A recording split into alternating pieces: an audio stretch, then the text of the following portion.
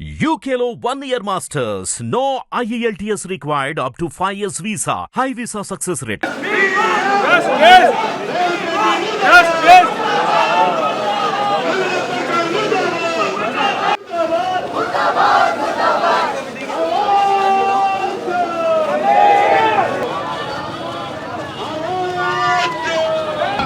వీళ్ళందరూ కూడా మీకు చెప్పినట్టు మధ్యతరగతి సభ్యులు వీళ్ళ ఇల్లు రాకుంటే కూడా తెలియదు. Thinking what is the future for us here. So sir, it's a humble request from all of you, please support. Number 1138లో నీ ఇల్లు ఉంది కదా, ఫస్ట్ నీ ఇల్లు కూలగొట్టు, నీ ఇల్లే పెట్టుకుంటారు. ప్రస్తుతం మనమైతే లంగరౌస్ దగ్గర ఉన్నాము. మరి ఇక్కడ హరీష్ రావు గారు, అలాగే పాడి కౌశిక్ రెడ్డి, సబితా ఇంద్రారెడ్డి వీళ్ళందరూ కూడా హైడ్రా బాధితులను పరామర్శించడానికి వచ్చారు. ఇక్కడ అందరికి అండగా ఉంటామని కూడా వాళ్ళు మాటిస్తున్నారు. అదే విషయంలో కూడా ఇప్పుడు ఇక్కడికైతే మరి ఎంతమంది బాధితులు ఉన్నారు, వాళ్ళకి ఎలాంటి హామీలు ఇవ్వబోతున్నారు అనేది కూడా తెలుస్తుంది. మరి మనతో పాటు ఇక్కడ ఉన్న ఏరియాకి సంబంధించిన ప్రజలు కూడా ఉన్నారు, అడిగి తెలుసుకుందాం. సార్ చెప్పండి, ఇప్పుడు మరి హైడ్రా అయితే మరి ఎంక్వైరీ చేసి వాళ్ళకు తగిన న్యాయం జరిపించేసి ఖాళీ చేయిస్తామంటున్నారు. మరి రేవంత్ రెడ్డి గారు ఏదైతే డిసిషన్ తీసుకున్నారో ఇది కరెక్ట్ కాదండి.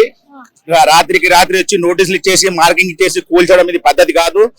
మీరు ఖచ్చితంగా ఇక్కడ ఒక్కొక్కరి ఇల్లు విలువ వచ్చేసి 1.5 అన్ని ఉంటది. మీరు వచ్చి డబుల్ బెడ్రూమ్ ఇస్తా అంటే మీరు వచ్చి డబుల్ బెడ్రూమ్ ఉండండి.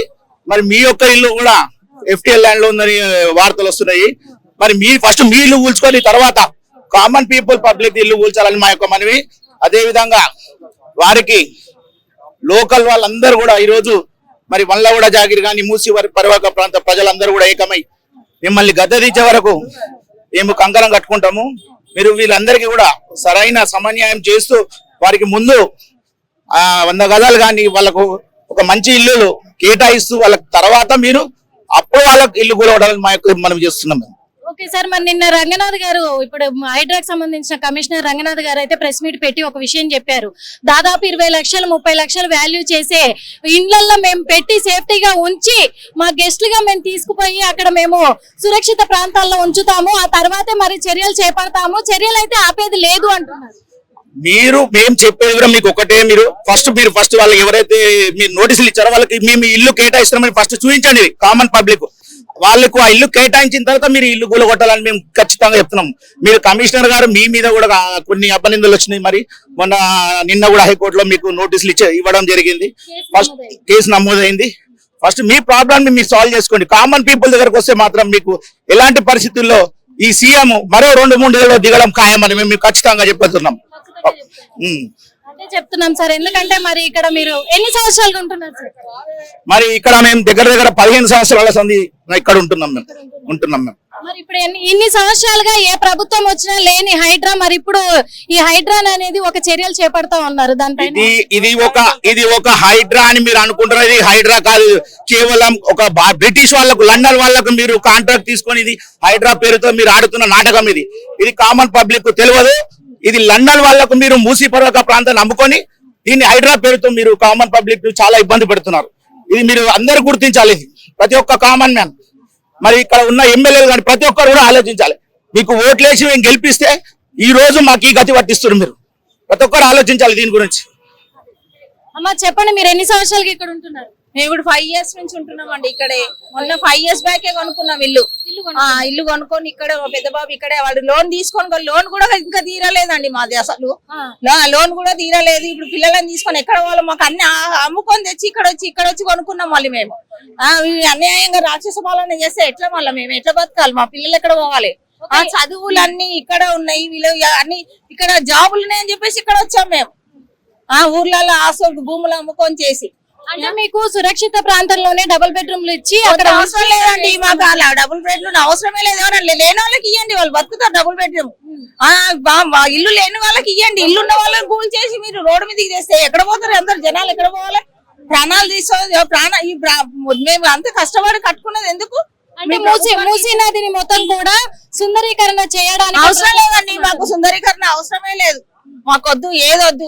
మా ఇల్లు మాకు కావాలంతే. రేవంత్ రెడ్డి కార్యక్రమం ఎంచుకున్నాడు.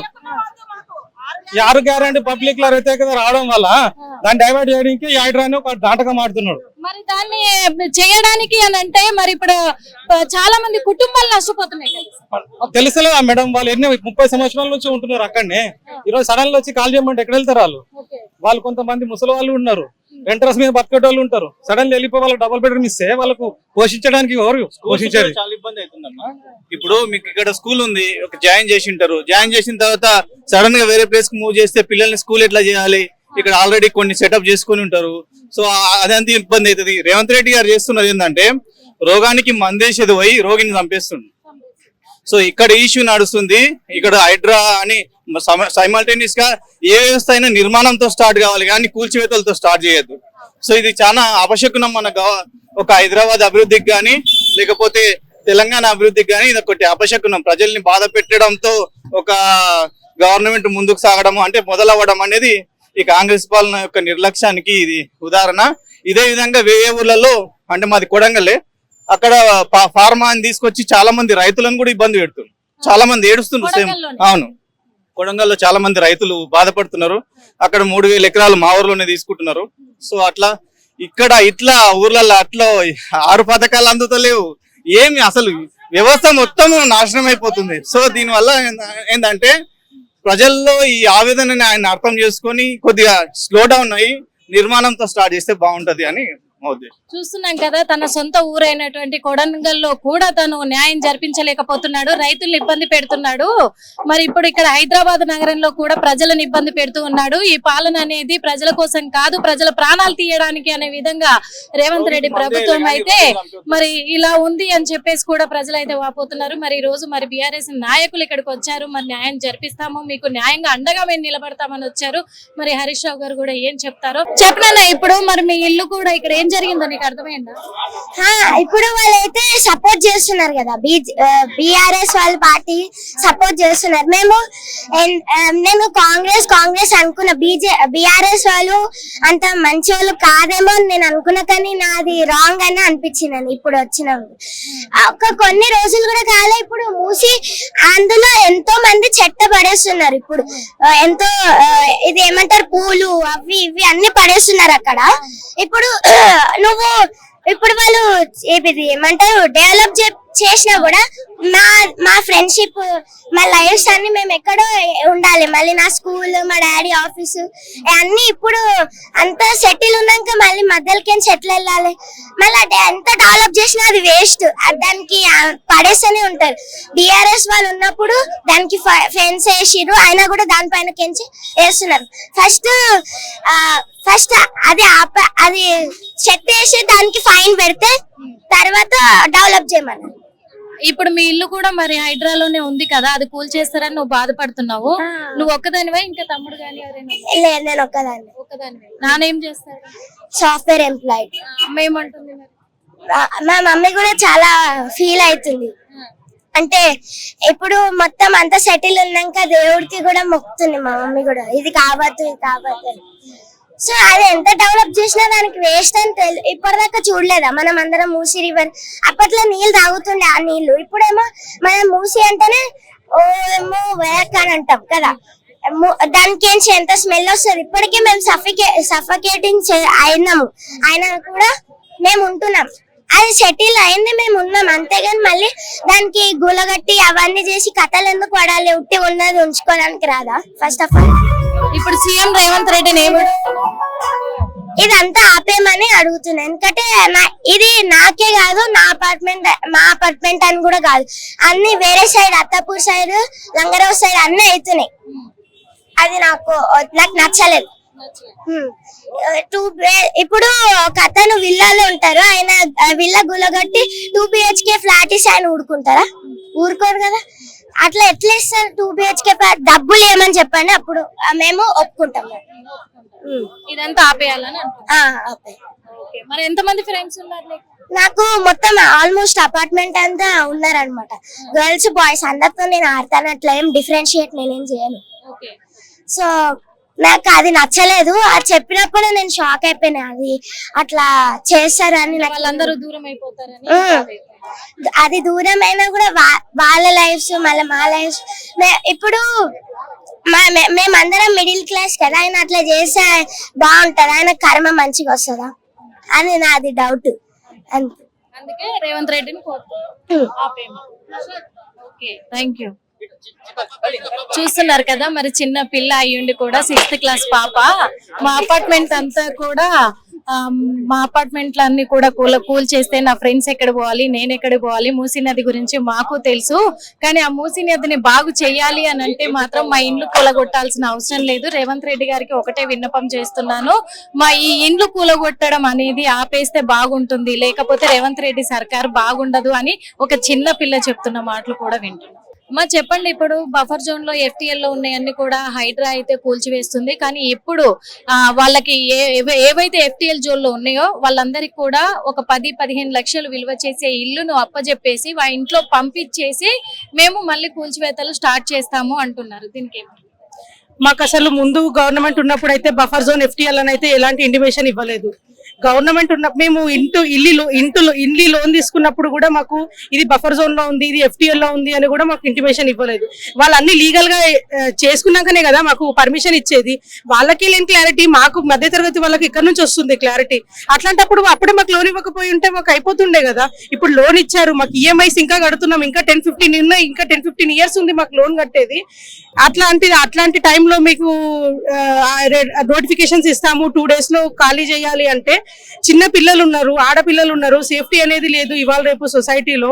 అట్లాంటి టైంలో మేము 2 పిల్లల్ని తీసుకొని పిల్లల ఎడ్యుకేషన్ ఏంటి, మా ఫ్యూచర్ ఏంటి అనేది మాకు ఒక పానిక్ సిచ్యువేషన్ లో పడిపోయాము.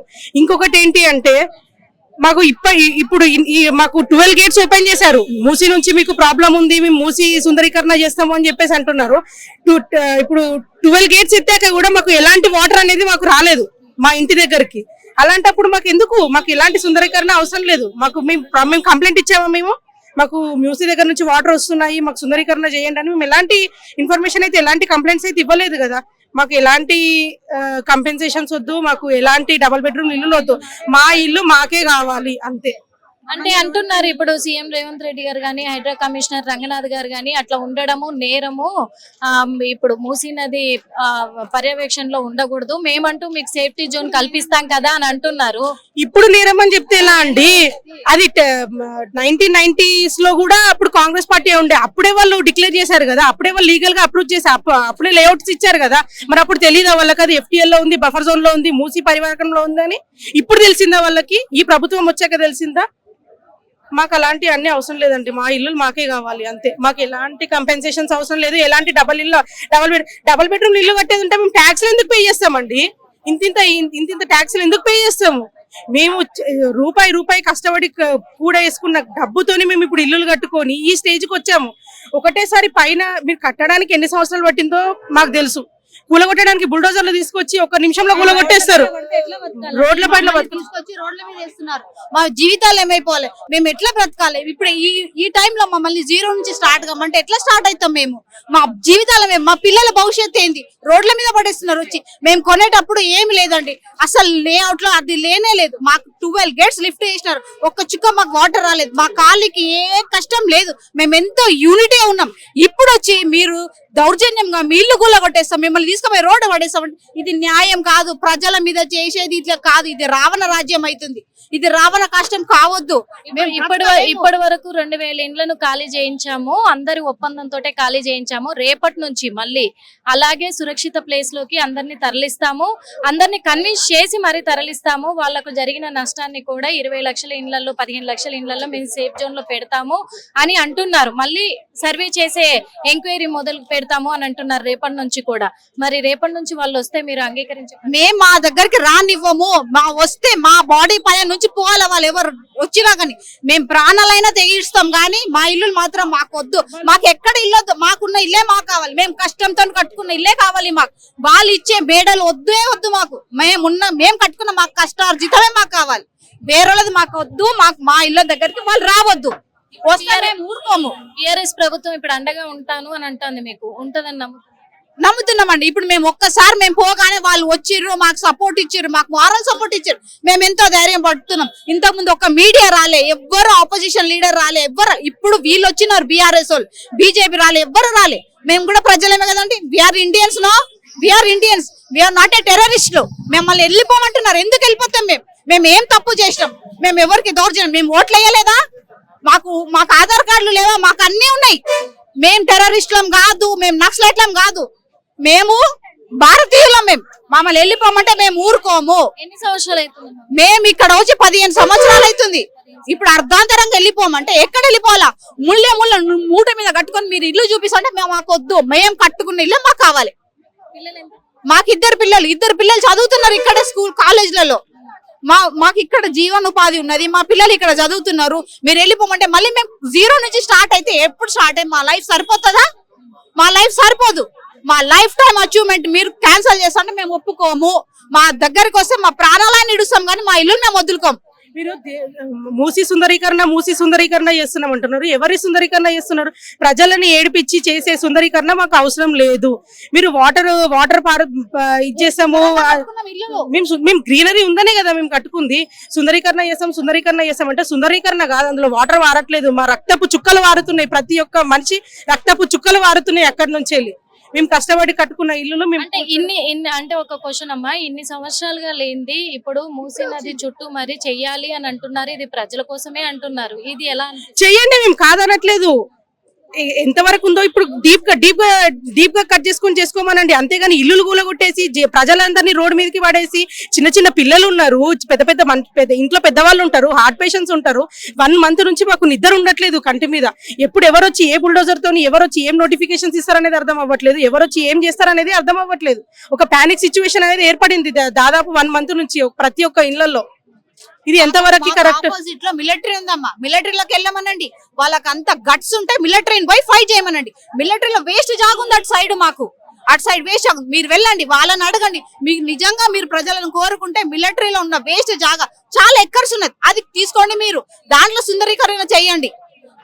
మా జీవించి ఉన్న మా ఇళ్లను మీరు తీసుకోవద్దు. అక్కడ వేస్ట్ ఉన్నది మిలిటరీలో.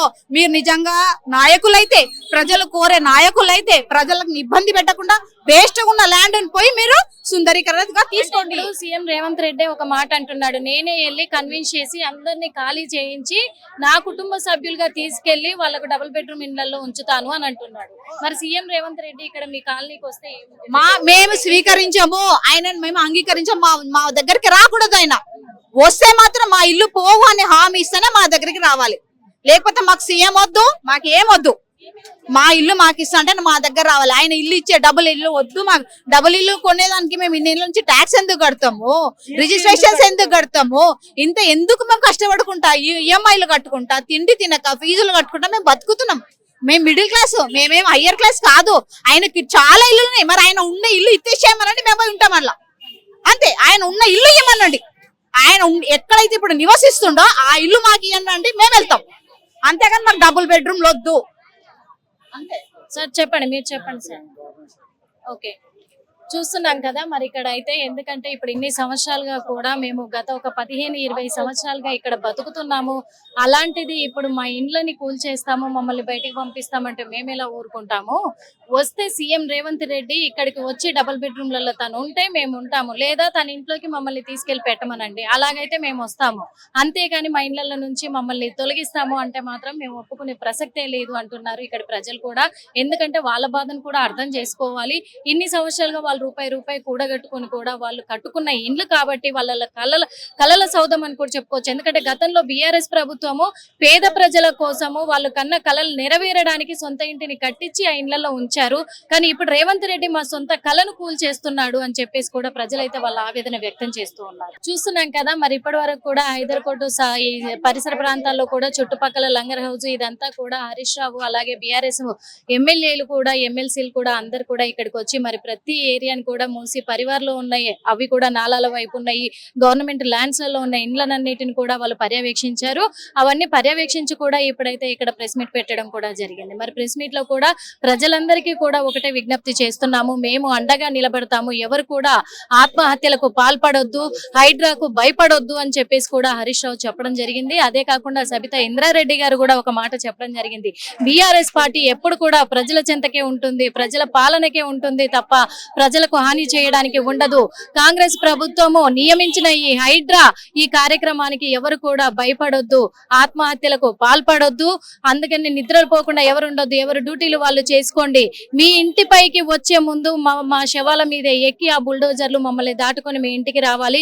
మీకు ఒక రక్షణ గోడగా మేము, రక్షణ కవచం లాగా మీ ఇంటి చుట్టూ ఒక గోడగా కంచెగా మేము ఉంటాము అని చెప్పేసి కూడా మరి బీఆర్ఎస్ నాయకులైతే అందరూ కూడా, మంత్రివర్యులు కూడా అందరూ కూడా ఇక్కడ ప్రజలకైతే ఒక మాట ఇవ్వడం జరిగింది.